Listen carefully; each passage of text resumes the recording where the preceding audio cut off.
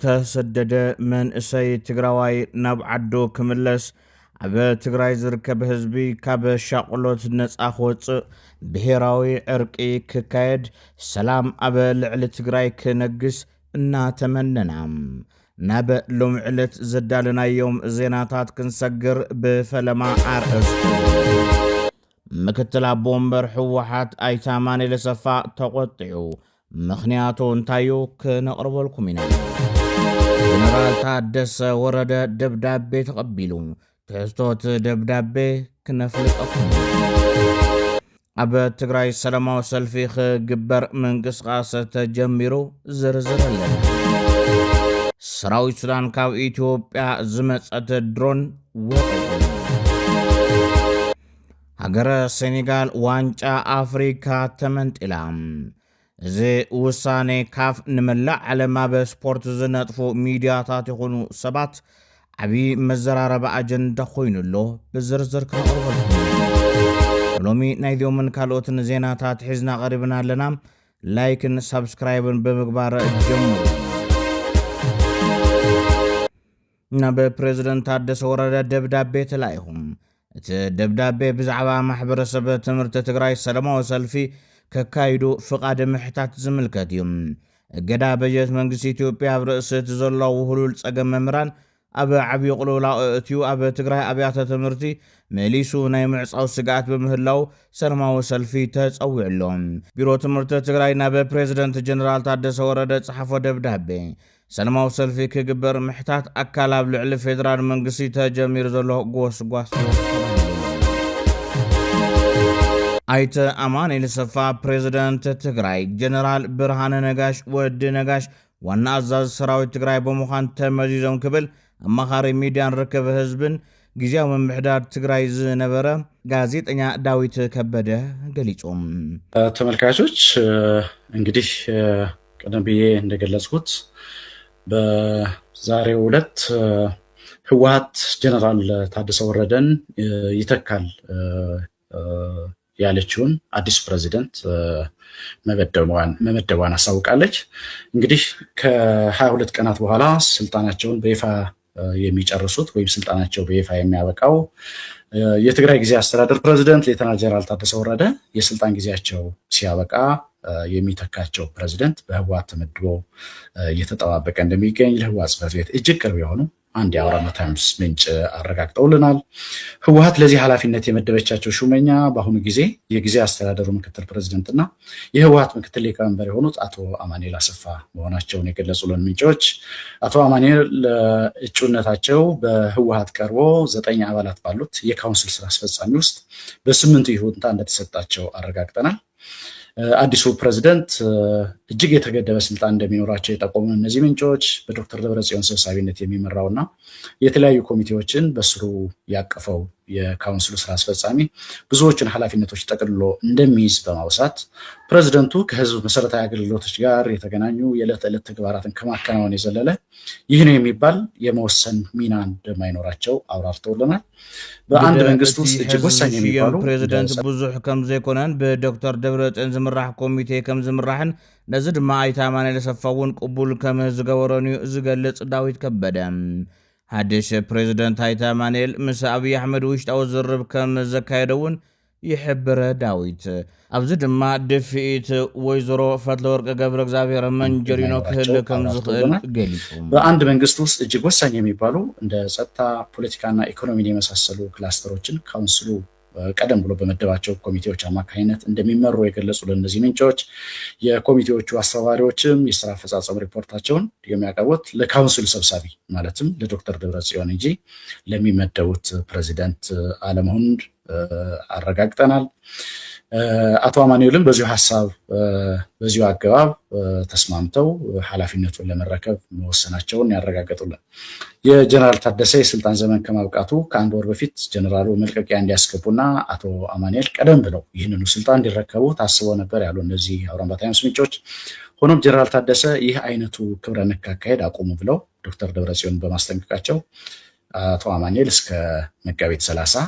ማለትም ለሚቀጥሉት 22 ቀናት በትዕግስት መጠበቅ ግድ እንደሆነባቸው ምንጮቻችን ጨምረው አስረድተዋል።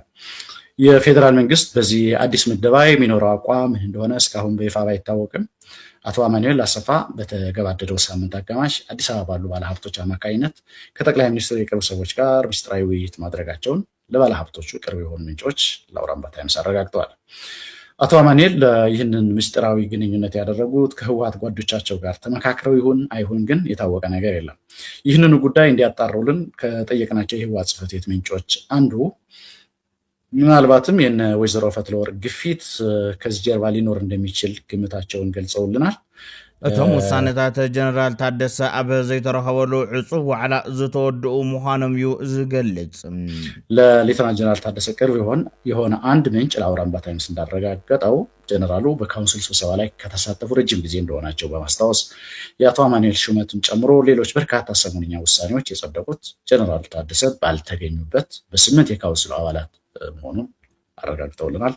ወናኒ አውራምባ ታይምስ ዳዊት ከበደ ወሲኹ ዋና አዛዝ ሰራዊት ትግራይ ድማ ሌተናል ጀነራል ብርሃነ ነጋሽ ንምግባር እቲ ብዶክተር ደብረጽዮን ዝምራሕ ኮሚቴ ወሲኑ ከም ዘለዎን ሓቢሩም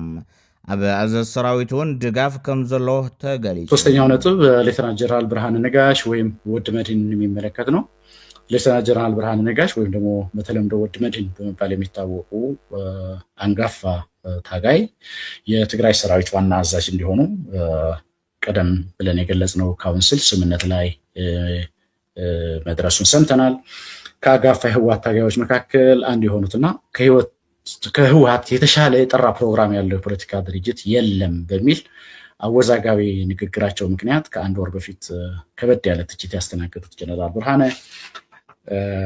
ሰራዊቱን በዋና አዛዥነት እንዲመሩ መታጨታቸውን የሰማ ነው። ይህ ምደባ ሐሳብ የቀረበው ከህወሓት እንደሆነና የተወሰኑ የሰራዊት አዛዦችም የዚህ ሐሳብ ደጋፊ እንደሆኑ ለሰራዊት አዛዥ ቅርብ የሆኑ ምንጮች አረጋግጠውልናል። ቀደም ሲል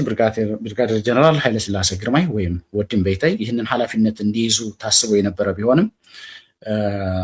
የሁሉም ማለትም የበርካታ የአርሚ አዛዦችና የሁለት የግንባር አዛዦች በዚህ ሐሳብ ባለመስማማታቸው በሰውየው ምርጫ ባለመስማማታቸው ኃላፊነቱ ሳይሰጣቸው እንደቀረ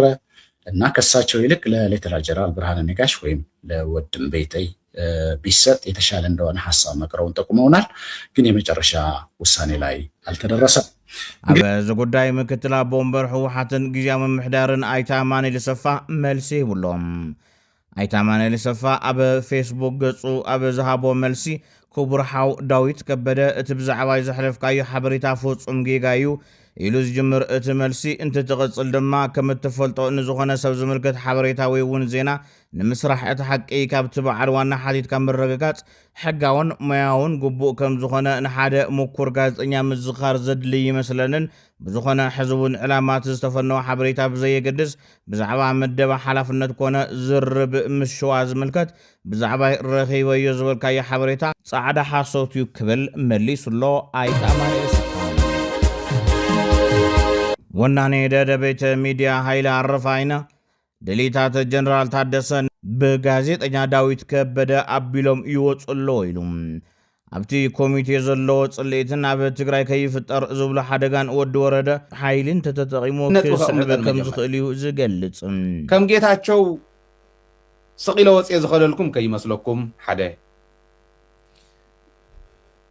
ስልጣነይ ንኸረጋግጽ ስልጣነይ ንኸቕጽል ሓይሊ ክጥቀም ይኽእል እየ። ክልተ ድንገት ኣብ ዝኾነ እዋን ሓደገኛ ዝኾነ ነገር ከጋጥም ይኽእል እዩ ኣብ ትግራይ። ሰለስተ ባዕሉ ዝፈጥሮ ማለት እዩ። ካብኡ ስልጣን ዝደሊ ዘይሕጋዊ ካውንስል ይብሎ ነቲ ካውንስል ነቲ ባዕሉ ዝመስረቶ ብደንብ ገይሩ ክትበልዕ ፀኒሕኻስ ጣይታ ምስ ወዳእኻስ ኣይጥዑሙን ኢልካ ከም ምዝራብ ማለት እዩ። ምስ ፀገበ ምስ ተወደእ እታ ስልጣን ኣብ መወዳእታ እምበኣር ኣባሪሮም ስለዘይጠዓሙን እየ ገዲፈ ከይደ ክብል ጌታቸው እውን ከማይ ገይሩና ኦኬ ምምኽኻር ስለ ዝነበሮም ድዩ ምትእስሳር ሓቢሮም ስለ ዝነበሩ ምንም ካሊእ ተኣምር የብሉን። ኣነ ከዓ ኣቕሚጠየን እዩ ብሱር ዘይናስሓሉ መርትዖ እውን 3 ሰባት ኣቕሚጠ ود ورده حوحات انت يفرسك دقاس يلن إيو إلى انت دليو حتى نحزي بخالي قص هايلا بتقراي تجمير زلو ويبلن حقي بخمزي كقصل زلو يبلش شويت وداسي هايلا نزحلفهم تنكوستي كوينات زولم حساباتيك أو منبارو زفلات يوم حزز قبر زلو بتقراي حتى تنت مسفان كند نقول لنا طرح يكون كدقف كشلم اللو مانم يقول مانم تحت حق إيو تواهي لخ نقر قل الله ناي تقراي بيهراو انترست انتاي بيهراو ربحانا انتاي معراب تقراي كنا من لسينا انداولنا اندخلنا اندهال لناس هاي معراب تقراي تخرز اللهم كتملسو تملسو وصو قراس وصو خاب تقراي كديو لكم يتالوكم يزول هايله ويتالوكم يزول اكله كوم يلو نززارب معراب تقراي نخيم اللس مخانسو لزخون السرح زلو معراب تقراي كيم اللس دليو ان من يوم الكالا اخطو تفلطم يخا قليلي لا اخطو انت فليت كايوم ومثل انديتو لنحزي بلصقنا مخانس مثل يخطو لا يتخلنا بتقراي انا يبلون مثل يكون بلصقنا مالت مريتنا حيز زلو سلازخونه تخصص سلازخونه وانجلኛ سلازخونه بلصقنا مخان مثل يكون نعي مثل يكون نازي اب جرمن كم يبزريو انتنا اسه ساتم هاغرو منديو ود هاغرو منديو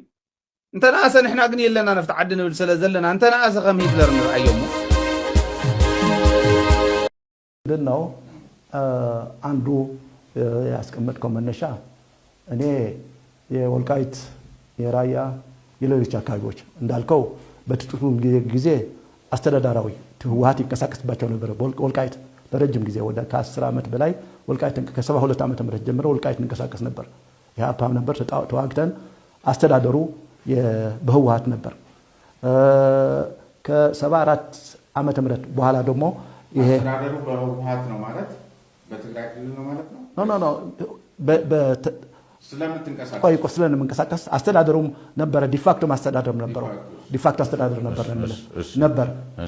ይሄ እውቅና ያገኘው ግን ህገ መንግስት ሲመጣ ነው እንግዲህ ክልሎችን የፈጠረው እንጂ ከዛ በፊት ክልሎች አልተፈጠሩ። ለነገሩ ልንገር ከዛ በፊትማ አፋርም የትግራይ ነበር። ይሄ ድሮ ክፍለ ሀገር ሆነ እሱማ ገባኝ ነበር። 5 የተወሰነው በቃ ኖ ሰፊ ነው የተወሰነ አይደለም። ኦልሞስት ይሄ አሁን ዞን ገባኝ። አይ አፋር ሲሉ ሁሉም አፋር ሰው እንዳይመስለው ዞን 2 ዳሎል፣ በራህሌ፣ ድድግ ሰዓላ ብዙ አሉ። እነዚህም ነበሩ። ህገ መንግስቱ ሲመጣ ግን ህገ መንግስቱ ግን በቋንቋ መካለል አለበት የሚል ነገር አነሳ። ኦኬ ተብሎ በቋንቋ ሆነ። ቋንቋውም ይሄ ወልቃይት ትግርኛም ተናጋሪ ነው። ራያ የምትለውም አላማጣም ትግርኛ ተናጋሪ በዚህ ተካለለ። አሁን ያነሳው ያለሁት ይሄ ጉዳይ መለወጥ አስፈላጊ ከሆነ ይሄ የትግራይና የአማራ ወይ የራያ የወልቃይት ሳይሆን አጠቃላይ ይለወጥ ከተባለ ይለወጥ ይችላል ማለት ይሄ አባል ውድብ ሳልሳይ ወያነ ትግራይ ዝኾነ ሸዊት ገብረ እግዚአብሔር ሸዊት ውዳሴ ዓርቢ ካብ እሱር ክፍታሕ እዩ ተባሂሉ ካብ ደገፍቲ ሕወሓት ዝኾነ ሚኪ ትግራይ ብዝብል ሽም ዝፍለጥ ኣብ ኣሜሪካ ዝነብር ነጣፊ ሸዊት ዕለት ዓርቢ ክፍታሕ ብለይቲ ተወሲኑ ክብል ሓቢሮም ሸዊት ውዳሴ ዓርቢ ካብ እስር ቤት ክፍታሕ እዩ ዓለም ሙሉ ዘለካ ትግራዋይ ትፈልጥ ኣለካ ዓርቢ ንክፍታሕ ወሲኖም ወዲኦም ኣለዉ ሒዚ የዝለኩም ኣለኹ ሒዚ ተሓበሬታ ሒዚ ዝመፀኒ እዩ ክነግረኩም ተወሲኑ በቃ ምሸት ሒዚ ኣብ ትግራይ ምሸት እዩ እኒሄ ወዲኦም ኣለዉ ሒዚ ሕሰውሉ ፍርዲ ቤት ዓፅዩ እንዳሃለወ ለይቲ ሰብ ደቂሱ እንዳሃለወስ ዓርቢ ከመይ ገይሩ ክፍታሕ ከም ዘለዎ ኣብቲ ዘለዎ እስር ቤት ሒዚ ይውድኡ ኣለዉ ሕሰውሉ እሞ ብጣዕሚ መሕፈሪ እዩ መሕፈሪ ሒዚ ናይ ትግራይ ስርዓት ንምንታይ እዩ ብሕጊ ዘይንዳነ ንምንታይ እዩ ወንጀለኛ ተኣሲሩ ዘይፍረድ ሰብ ቀቲሎም ኣይፍረዱ ደቂ ኣንስትዮ ዓሚፆም ኣይፍረዱ ኣሕዋትና ይድፈራ ኣለዋ ዘመነ ጌታቸው እንታይ ይብሉ ነይሮም ዘውዲ ተቀቲላ መን ቀቲልዋ ሓደ መራሒ ገለ ኢሎም ንሕወሓት ከምዚ ኢሎም መጨረሻ መፀለምታ ጥራይ ሰሪሖም ቁማር ገይሮም መጨረሻ እንታይ ኮይኑ በጸለምታ ነው ውድብ ሕወሓት ስርሓይ ትሰርሕ ዘላ ንሕና ኢና ሕወሓት እናበሉ ሸዊት ውዳሴ ደጋፊ ሕወሓት ዝኾነ ሚኪ ትግራይ ሸዊት መፍትሑ ዝቃወም ኮይኑ ንምንታይ ፍታሕ ኣሎ ዝብል ድማ አልዒሉሎም እናበሉ ሸዊት ውዳሴ ካነ ይሒዝሲ ዓርቢ ካብ እስርየት ወፅእ ዘይኮነስ እቲ ንመኸተና አንጻር ጎስጓስ ዝገበረሉ ኣብ እስር ቤት እንዳሃለወ ክስ ይቅረብ ዓርቢ ወፅዩ ቀዳምን ሰንበትን ወይ ድማ ካብ ሰኞ ሰሉስ ቀጻሊ ሰሙን አዲስ አበባ ክኸዱ ሸዊት ውዳሴ ስማዕ ህዝቢ ትግራይ አቱም ሰባት ዓዊልና ጎረሮናሲ ይነቅዕሎ ኮላሊትናሲ ብጣዕሚ ዝሕዝን እዩ ዝሕፍር እዩ ሸዊት ውዳሴስ ብስነ ስርዓት ብሕጊ ትግራይ ከይዳነ ኣብ ሽዋ ዝኒሄ ሓይሊ ኣብ መቐለ ዝኒሄ ልኡኽ ኣታሒዞም ካብ እስር ቤት ይወፅሉ ዓርቢ ስማዕ ህዝቢ ትግራይ ዓለም ሙሉእ ዘለኻ መሪሕነት ትግራይ ፍለጥ ኣብ ግዜያዊ ምምሕዳር ዝነዩ አንጻር ትግራይ ውሕዳት ኮይኖም ግን ከኣነየ ትመኸተናት ሕገ ደንብና ዘፍርስዎ ዘለው ኣብ አዲስ አበባ ኮይኖም እናልኣኹ ኣብ መቐለ ጎንኹም ኣሕፉኹም ምሳኹም መሳቲትኹም መባዕልትኹም ኣካላት እዮም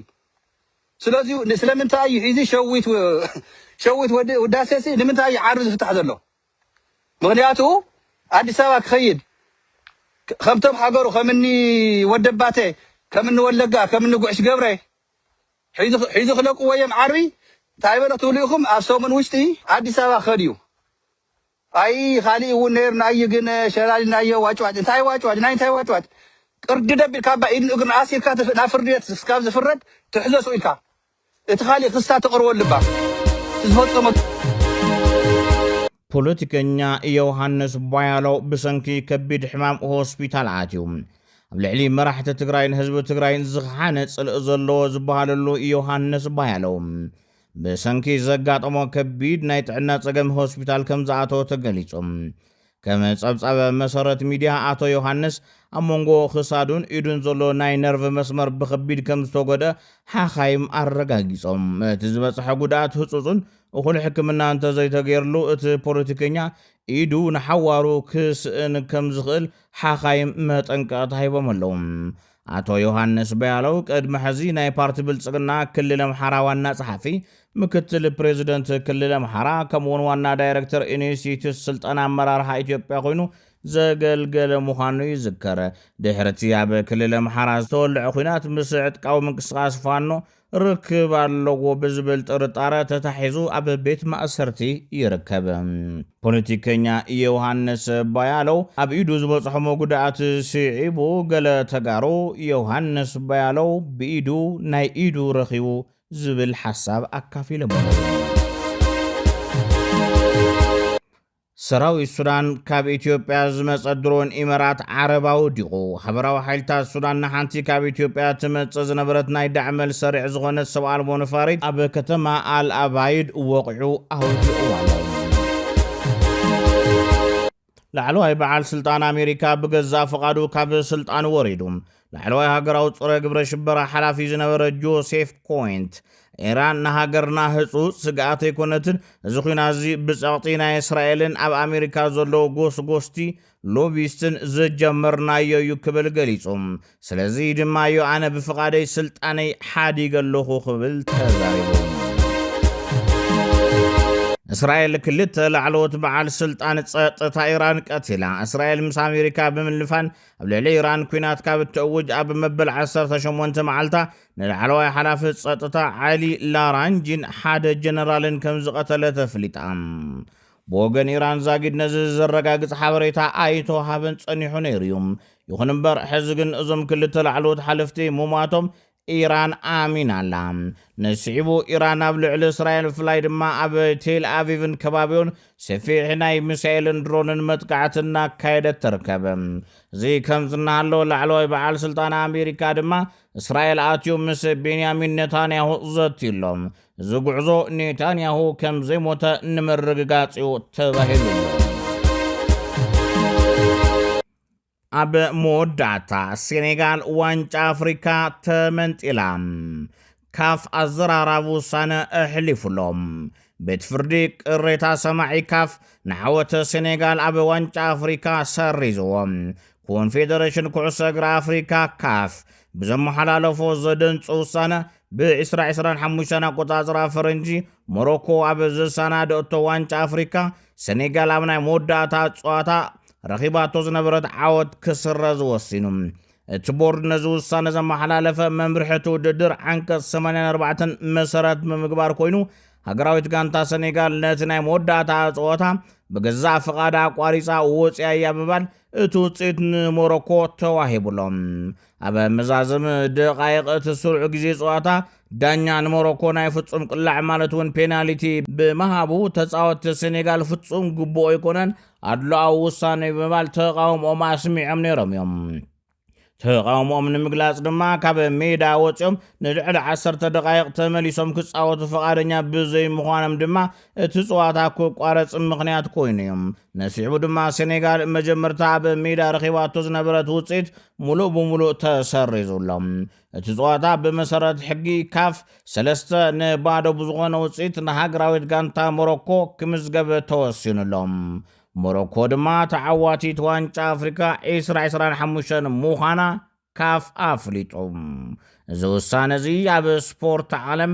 መዘራረቢ ውሳነ ኮይኑ ይርከብ ብራት ተኸታተልቲ ትግራይ ስትሪም ሚድያ ነሰዓት ዝሓዝናዮም ዜናታት ነዞም ተኸታተልኩሞም ይመስሉ ነይሮም ብኣቀራርባናን ትሕዝቶናን እንተፈቲኹምና ሳብስክራይብ ብምግባር ሕለፉ ሰላም ንህዝቢ ትግራይ ሰላም ንኩሉ